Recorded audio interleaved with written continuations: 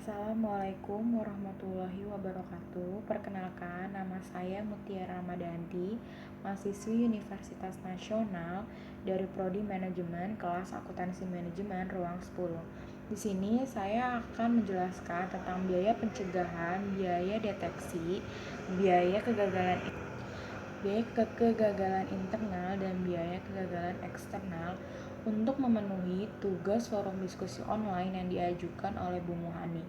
Nah, di sini saya akan menjelaskan tentang apa itu biaya pencegahan. Biaya pencegahan itu adalah biaya aktivitas yang dilakukan untuk mencegah diproduksinya limbah atau sampah yang dapat menyebabkan kerusakan lingkungan. Sedangkan biaya deteksi adalah biaya aktivitas yang dilakukan untuk menentukan apakah produknya, produksinya, ataupun kegiatan dan aktivitas perusahaan lainnya sudah memenuhi standar lingkungan yang benar atau belum. Sedangkan kalau biaya kegagalan eksternal adalah biaya aktivitas yang dikeluarkan karena diproduksinya limbah atau sampah tapi tidak dibuang di luar lingkungan. Jadi biaya kegagalan eksternal dilakukan untuk menghilangkan atau mengolah limbah dan sampah ketika diproduksi. Nah, yang terakhir ada biaya kegagalan internal adalah biaya yang dikeluarkan untuk aktivitas yang dilakukan setelah menghasilkan limbah atau sampah ke dalam lingkungan. Nah, itu dia penjelasan keempat biaya dari biaya pencegahan, biaya deteksi, biaya kegagalan internal dan eksternal. Selanjutnya, saya akan memberikan contoh perusahaan yang dapat dalam menangani biaya lingkungan. Nah, contoh kasusnya itu ada pada contoh kasus manajemen lingkungan SCP IBM Carlson 2001. Kasus ini merupakan salah satu kasus terbaik gambaran praktek sukses manajemen lingkungan yang berorientasi lingkungan yang pada nilai tambah pada pemegang saham yang juga menguntungkan perusahaan menuju sustainable development. Nah, perusahaan ini adalah produsen hardware komputer yang berpusat di Amerika Serikat. Memiliki awal sejarah di pembentukan gugus tugas bagi SCP di tahun 1991. Di tahun yang sama, Engineering Center ini didirikan untuk menyediakan dukungan teknis, laboratorium evaluasi dan teknis untuk atribut-atribut lingkungan bagi produk-produk IBM. Program SCP secara resmi diluncurkan di tahun 1992. Terus tapi kemudian berevolusi dengan pengenalan pada perangkat dan rutinitas di seluruh perusahaan di IBM dalam pengembangan produk dan dengan lokasi industri dan sistem logistiknya. Bagi pemulihan produk of life, sasaran-sasaran dan prioritas bagi program SCP bagi semua produk-produk baru.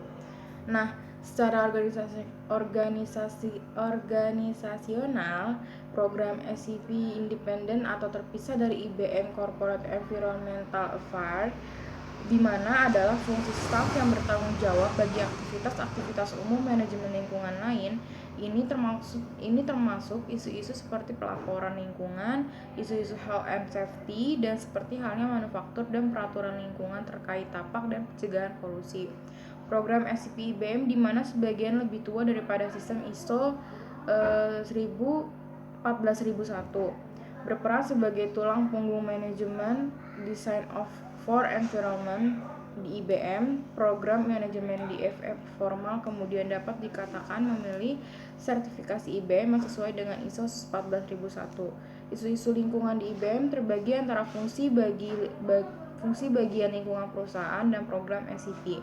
Isu-isu yang berhubungan bagi model Green Concurrent Engineering seperti pelaporan lingkungan dan audit ISO 14001 akan sebagian berada di luar program SCP. Harus dicatat bahwa saluran komunikasi dan pertukaran informasi dibuat bagi dua fungsi tersebut dan bahwa program SCP dilaporkan dalam pelaporan lingkungan tahun IBM.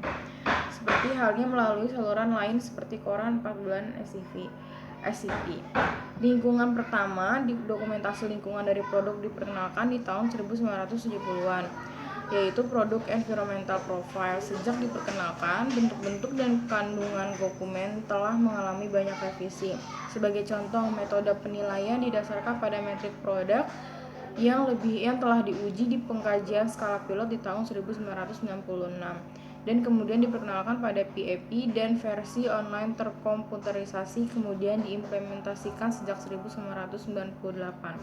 Di tahun 1997, IBM memperoleh sertifikasi tunggal sesuai ISO 14001 yang berlaku seluruh dunia termasuk semua manufaktur global dan operasi-operasi pengembangan hardware. Dengan peristiwa ini, struktur informasi manajemen dari program SCP berada dalam cakupan EMS ISO 14001. Pertimbangan lingkungan juga telah terintegrasi ke dalam proses integritas profesional. Itu dia contoh kasus dari perusahaan yang mengalami manajemen lingkungan. Sekian dari saya, kurang lebih mohon maaf. Assalamualaikum warahmatullahi wabarakatuh.